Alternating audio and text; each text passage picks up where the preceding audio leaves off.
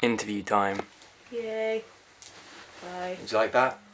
That's great. My phone just buzzed. Okay, hello. Hello. Hello. Hello? Hi. This is... Do you want to introduce yourself? Yeah.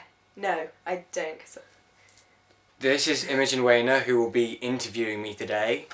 She has worked on several of my projects.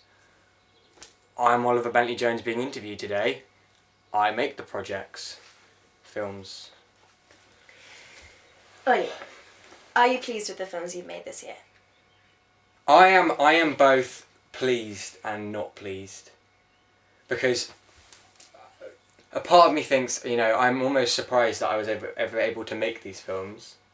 Because, looking back, I kind of thought, I didn't know how I was going to grow, how I was going to change from last year. And yeah, it's nice to see a finished product, but at the same time, after finishing them, you look back and you want to improve more. You think, oh, there was that I could have changed, and as you learn new things, you keep thinking, oh, I wish I could do this and that. Mostly cinematography. I'd like to learn more about cinematography. Just presenting things aesthetically could really lend something to them. Looking back over the 2 years on your course, how have you developed in terms of your films? Over the whole 2 years? Yeah, and how much you've learned? Everything. I mean, I didn't even know how to hold a camera. Well, because when it came, adorable. Well, there's little things like use of zoom and angling shots and what looks right, what looks wrong. I mean, I liked my music video, but there was so much of it that, I liked it to have an amateurish style, but it was so much of it that I didn't know how, it wasn't really things I learned, we did study angling, but it was things that you sort of, once you watch it enough times, you learn to compare them in your mind with professional productions, and you go, I can get that shot, and I know how to do this.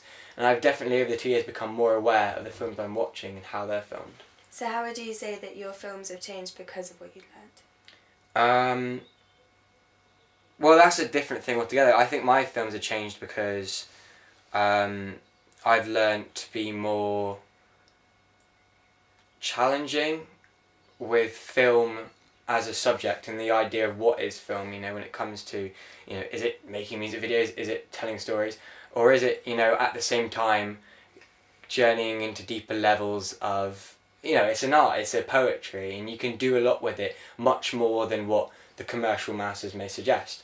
So what I've tried to do is present something, because I can't, with my level of training, I can't present something, neat and polished, but I am trying to present something unique, which is what I think I've tried to do this year.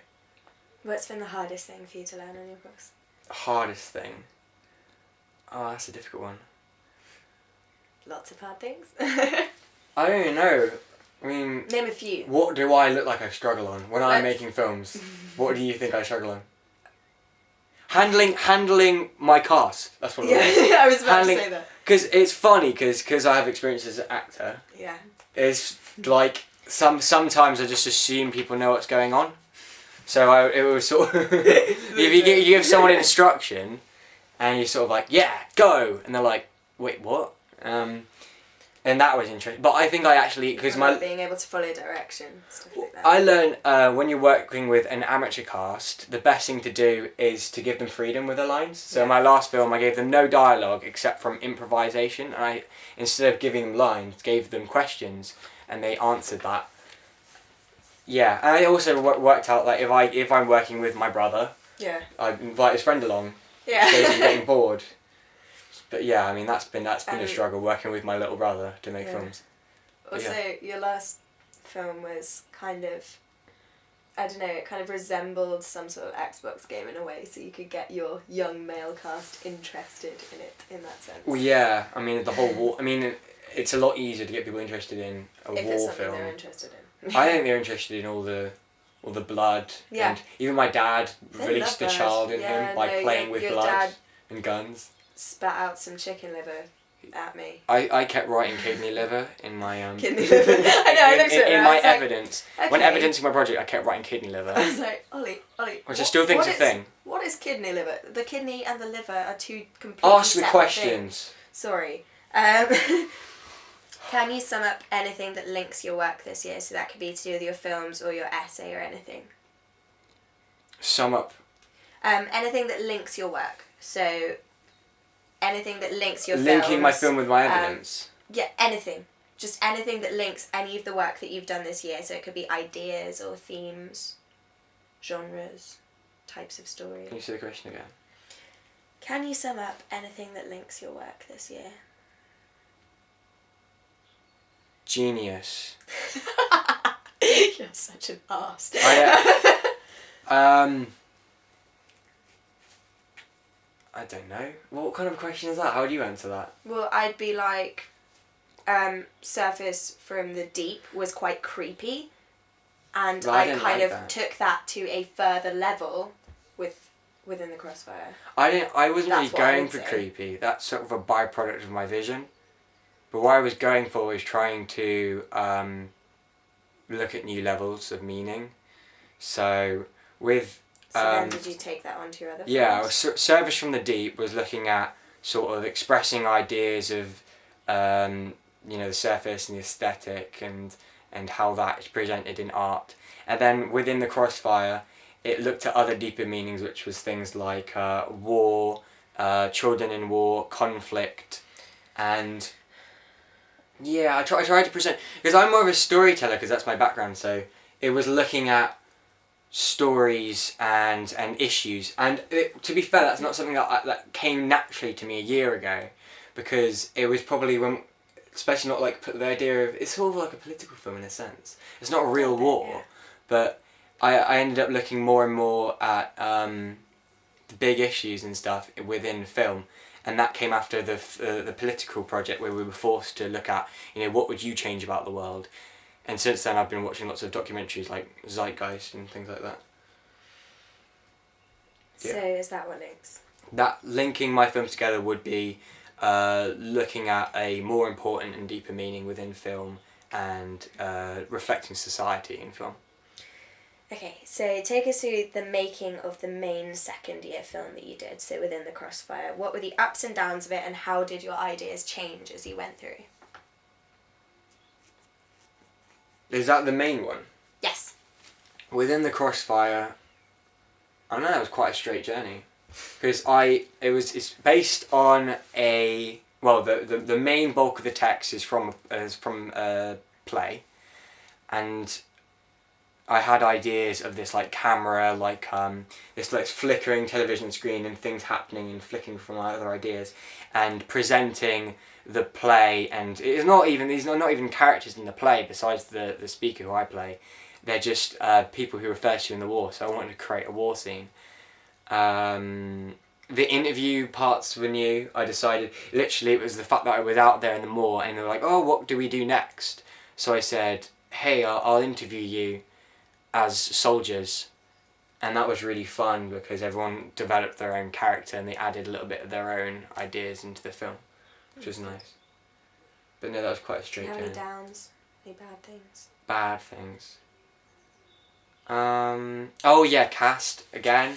I literally hired 3 extra people. Yeah. Like I was on the phone too, and looking at people on the internet and trying to get them on board. Going, oh, there's this war film, and then everyone said yes, but about 3 people didn't come, and you ended up doubling up as 2 characters, Yeah. which weirdly fits together really well. So Yeah, no, it works perfectly. when a character gets shot by the tree. Yeah. And when the character is dead, Disemboweled by the disemboweled, tree. they were 2 different people, but they worked really well together, so that was fine. That's fun. Brilliant. If you could have done the second year all over again, what would you have done differently? Yeah, I don't like this Nothing. question. Well, I mean, the ideal thing would be like, no, I would have done it all the same. I don't think you did anything disastrous. I think all your... I liked what I did though, in a way, though obviously if I were to go from now, I would do something new, I wouldn't want to take away the films I did, because regardless of whether or not they were good or bad, and I still am divided in my opinions considering little fault and stuff I pick up on, I learn from those things, and if you learn to critique your work and not like certain things, I like to think that I'll get better at university, so... No, I don't think I would change anything. That's good. Well, I want to say I would, because then it's something Right, I can but learn from. The thing is, you worked really More hard. better cameras. This camera is, I mean, it's alright, but I want to play more with zooming I feel and like lighting. your camera is now glaring at you. Like, why do you hate me? My camera is a good camera, but even the ones that they have at school It's a trusty little baba. are good. Well, I'd like to play with zoom more. Yeah, No, so not zoom. Lens focusing. Oh yeah. You can do a lot more with that, Mm. especially with lighting. You have a character lit in the background, and then So yeah, more of that. Can you choose one scene from any of your films this year and say what you liked about it? Or if that was something really difficult that you then The managed throat to cut do. scene. The throat cutting, oh my god. I keep looking at it within the crosshair because it's the latest one I did. So difficult. It wasn't so difficult, but It was difficult to come up with a conclusion. it was the fact that we spent quite a few days like, is this even possible? Will this look right? In the end, we sort of went the idea that we were going to do pretty much. Yeah. We looked at like idea of filling up, what are those things called, like those tubes with pumps. we were like pumping out blood and stuff, just squirting out, and the only problem with that was if we did it and it went wrong, he would have a whole shirt covered in blood, and then we'd have to give him a new shirt or something. So that was weird. But yeah, in the end we ended up just doing the close up, like having the makeup beforehand, which was the original idea, and having it quick. But I don't know, it probably doesn't even look right. I think it worked fine. I've seen it and I obviously put it together, so in my mind it just looks fake. But it looks cool. It's difficult with a... Even if it looks fake, I think it looks cool. It does look cool. Everyone enjoys watching Niall get his throat slit on camera. No, everyone loves that. That's like the that pulls the audience in. Everyone's like, woo, Niall's dead. Niall's dead. First guy to die. Apart from films, what inspires you the most? Music. I don't know how to think about that. I know. Music, because like... Would you say that plays inspire you? Plays because do you inspire use me. them a lot. Definitely, but music inspires me more. Just because music... Listen to it all the time. Well, music has an emotion that works really well in film, and I think it was Michael Bay who said that music is like half the film. Yeah. And in my latest film, I didn't have... And also, I only had the credits of music. Generally, music is always the start and end of it. It's always that like big moment. That's why I want to get good at cinematography, because you could make music videos, and I am inspired most by music. You know, you see things in your mind, and you have all these great ideas that are inspired by music. Music videos. I would love to direct me. Yeah, if you sing, I'll direct them. Okay. But what was the question again? Other things that inspire me. Apart from films, what inspires you the most? Yeah. That's good. People, that's a really generic one, but I mean, even like, I think the best thing about people is, when it comes to being inspired, is what you usually look for in a person is someone who's nice, but you can feed off people who are horrible in film. So creating a horrible character through horrible people. You could, so if your day is ruined by horrible people. All your time with me. Yeah. If your day is ruined by horrible people, you can take the positive from it, which is, I'm going to make you into a film and expose how horrible you are. Carry on. What films inspired you most this year? That can include TV or adverts or music videos. What films have I watched this year? You watched True Romance. Tarantino. That was, he wrote it, he didn't direct it. Yeah, I know. That didn't inspire me. No. You watched Silver Linings Playbook? Yeah, it was cool. Crazy Stupid Love? It's just a rom-com though. I know. I like them, but they didn't inspire. I think the things that have inspired me the most have been the documentaries. I don't know about the whole year. Paradise Lost? Paradise Lost, I haven't seen the third one yet, but Paradise Lost 1 and 2, Zeitgeist, Dear Zachary, are the ones I've spoken about. Oh, Lord. Oh, you watched loads and loads of Breaking Bad. Oh, I watched loads of Breaking Bad. Breaking Bad. I love Breaking Bad, and I can tell you why. Well, I don't know where to start really, but it's the idea that you have. I've learned that when it comes to writing characters, I like characters who grow, and And they're hilarious to watch when you get Mr. animated. White, Walter White, he grows throughout, and I love that, especially because I love that in Misfits when they had their characters develop, and they had the scared, was it Simon? The scared, intimidated character grows into a confident person in the same way that Walter White transforms into a person.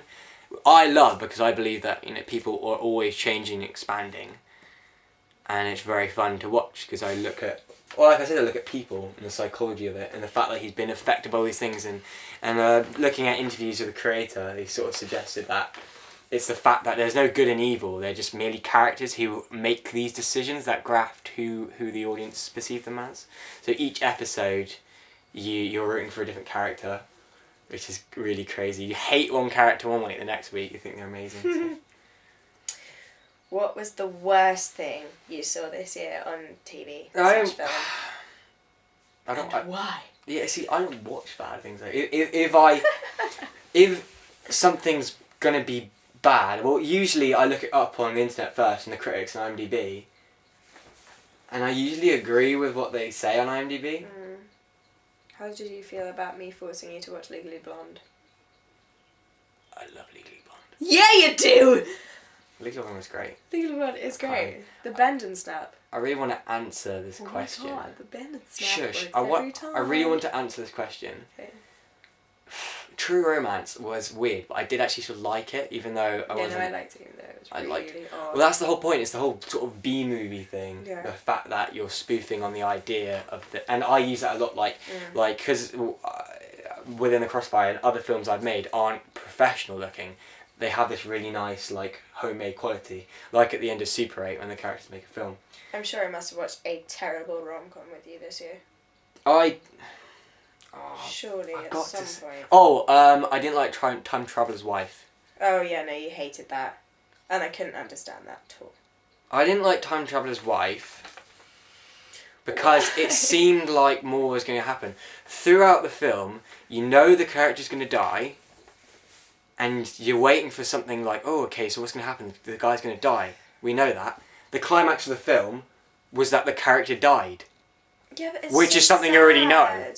It's just the yeah, but you already accepted that at the beginning. It's because you've got no sense of empathy whatsoever. You can't empathise with people. When it comes to empathy in films, you can kill off characters. You can kill off hundreds of characters and no one will shed a tear. But you could just make one character, like, cut their thumb. And if you do it right, the audience will cry. And that's the problem. It's the devising of things. It was based on a book. And I haven't read the book, but I feel that... The book is very, very good. I feel that something was lost from the book to the film, and it was the shortening. I imagine in the book you empathise and learn about the character. With the book, there's a lot more love. You see a lot more of their love and how strong it is. And that didn't come across. I mean, No, that came across quite generically in the film. Yeah. It was like, a film about two characters and love. It didn't do anything. In the book, it's a lot more different because you see every single meeting they have. So you see her growing up with him and falling in love with him, and then the first time that she loses her virginity to him, and you read about that, and their first kiss and everything like that, and you read all of that in the book, but they lost it in the film because it's American. You're bad at interviewing me. Had to ruin You're things. using this as a platform for attention for yourself, aren't you? Yes. No, I'm just trying to help you out. I can't remember. Oh yeah, I was going to say the butterfly effect is so much better. It's similar ideas because it's the time travel thing. It's the love thing. It's not. Well, there's peril. I would say it's. I don't want to spoil. It's much more complicated than death, but it's done so much better, and that's because you have. No, I do want to see that. It's much more. I mean, I felt Time Traveler's Wife was generic because it was these sort of his love the whole way through, whereas Butterfly Effect had love. It had a journey through him changing things, and I don't want to really spoil it, but what could go right, what could go wrong, the decisions we make in life, avoiding mistakes, people, psychology, how people could change, and it went much more deeper, which is what I would do in my films. Brilliant. Next question. What people do you find inspiring? They could be Tarantino. anyone. I knew that was. You know I said, but there's a reason, and that's because I just think he looks like a serial killer. He really scares me. it's fun to watch in interviews. He's terrifying. And I've never done an interview before, I don't think, but if I look half as crazy as him, No, you don't. I You know look I really don't. camp. he looks camp too, and he does all these things with his hands. He does all these things with his hands, but it's like, I'm going to strangle you at any moment. Crazy. That kind of thing with his Shut your butt down. I love Tarantino because he is, from what everyone says about him, with Brad Pitt, Samuel L. Jackson, whoever, they say he's so passionate about films, and there's a fact that he appreciates and sees something in any film, and he, you know, it just passion. I'm passionate about passion.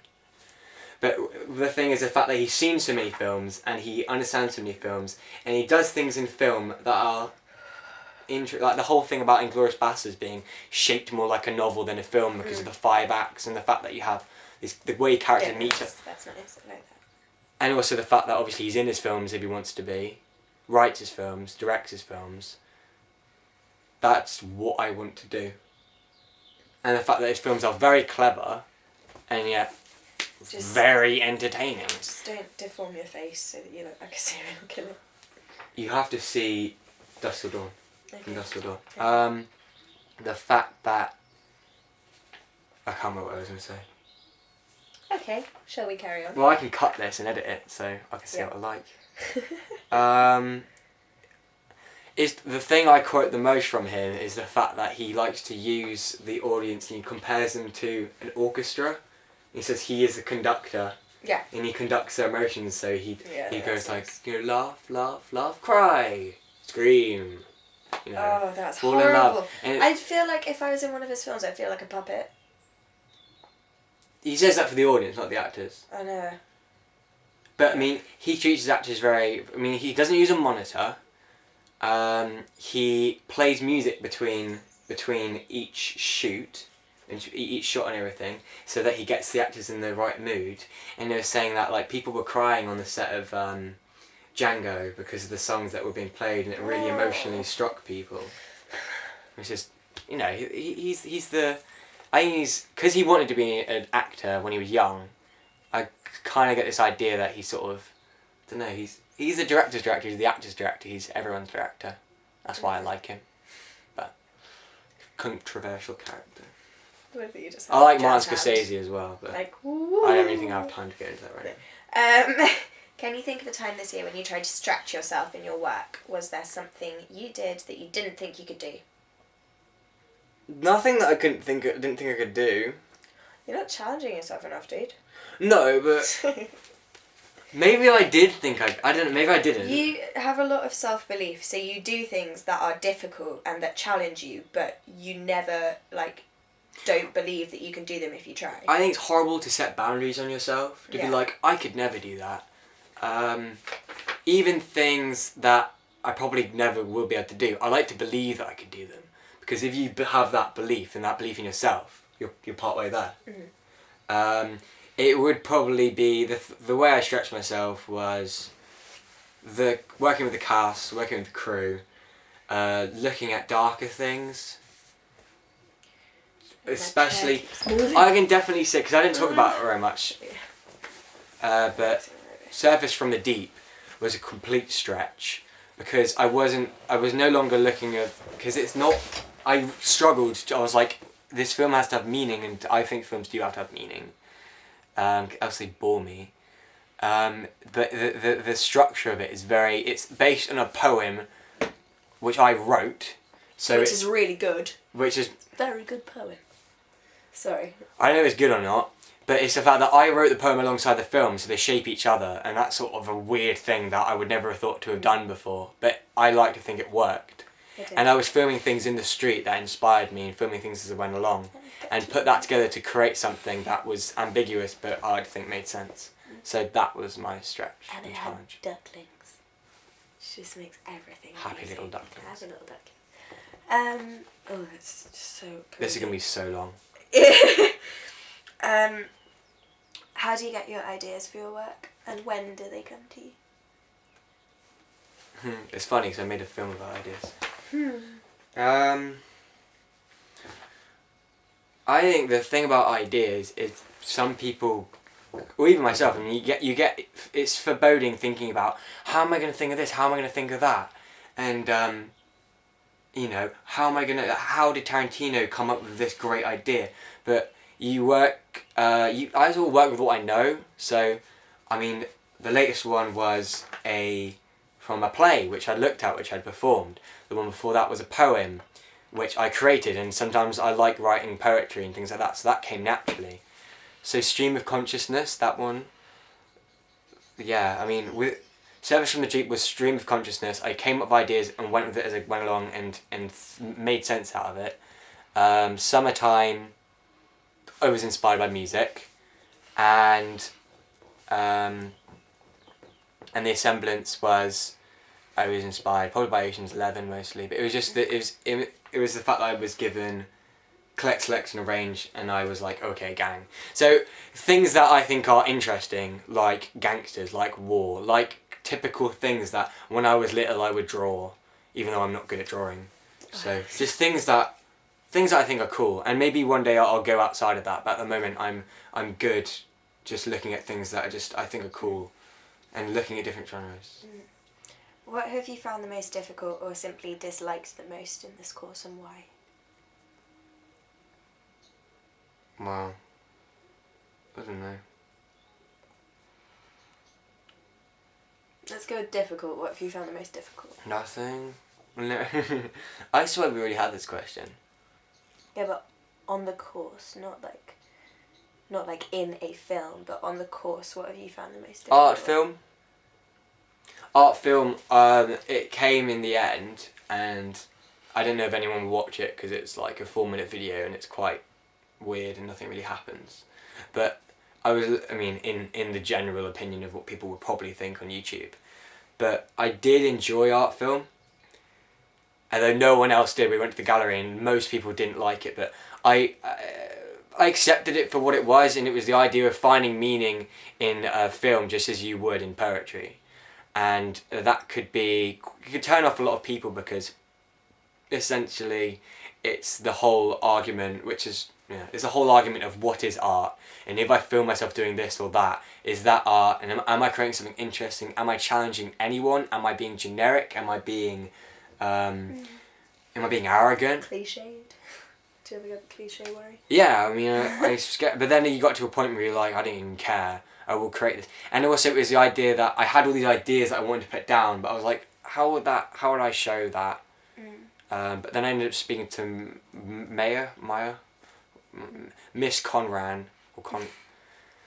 I spoke to her, and she creates a lot of time-based art, or whatever you would call it, and I definitely took something from that. So that was difficult and challenging, and I moved in a direction. I thought it would sort of, I don't know, I went into it thinking I would love it, and I started to hate it, and I went back to sort of liking it again. So that was interesting. What university are you studying at? And what subject are you doing? I'm going to study at Westminster University to study film and television production. So I'm carrying on in the film world. Do you think that this A-level has been helpful in your progression? Yes.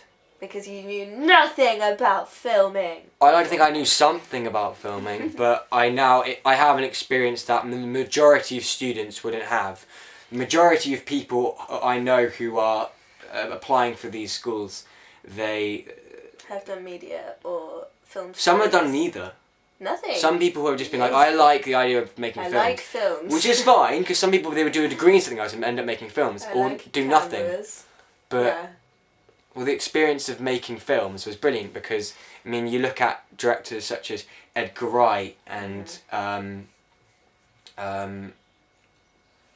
Eli Roth. I can't remember. You look at people like Edgar Wright, Steven Spielberg, Eli Roth, who made Hostel, I think, and people like that, and they spend their whole childhood making and further on making all these Super 8 films and all these amateur films, and they are the best at what they do because they have so much experience making things, and the more experience the better. And then I've got my tutor Mark Wilson to coach me through that and point me to different texts and different films and stuff. So I'm convinced that he's a wizard. He just looks really wizardy. Thank you for your info. Sorry. I'm marked on this. This is my grade right now. You're marked. Not by Hogwarts. Is a wizard. What? Carry on. Please do. What carry on. advice would you give next year's AS film and video students? Keep on top of your work. Work really hard. Like today was the deadline day, and everyone really freaked out. But I've realised if you just do, what I did was I would do the work as I went along. You were just like mooching around your class today. He'd done all his stuff. Everyone else was panicking. He'd finished. Yeah, I don't want to sound really arrogant because a lot of people are like, "Damn you!" And I was literally like, I know, but it's like if someone says some work, a film or an essay, do it. It won't take too long. Get out of the way, because else at the end you'll leave yourself hours and hours of stuff built up. And once you get into it, it's quite fun and interesting. Mm. And if you do the work as you go along, you'll inspire yourself. So it was things like artist theory, looking at different artists, last year was looking at different photographers, which was really interesting. And you end up taking things from that anyway. So And also, you don't want to be one of those people who thinks that AS is just one step up from GCSE, because it isn't. It's like 5 steps up from GCSE. You have to work 10 times harder, otherwise you'll be like the majority of people and do a lot worse than you were expecting in your ASs. So do your work and don't just don't fail all your subjects. Watch other people's work. Yeah. Watch in your class. Watch your peers' work. Which other one? Watch your friends' work. Help them with their work and learn things from the work. Because I found that because they work at my same level, I was inspired quite a lot by my own class. Mm. I don't know if they actually know that. Because they all have different visions from you They as probably well. think I don't like them. But No. no. And working with other people's productions. So act with them, film with them, help them, because you will learn a lot from as much experience as you can get. Hey, Summer. Anyway. And Any more? we're done. Any more? We're done. That's done. That's it. Thank you very much. Yay. Thank you for watching. Ciao.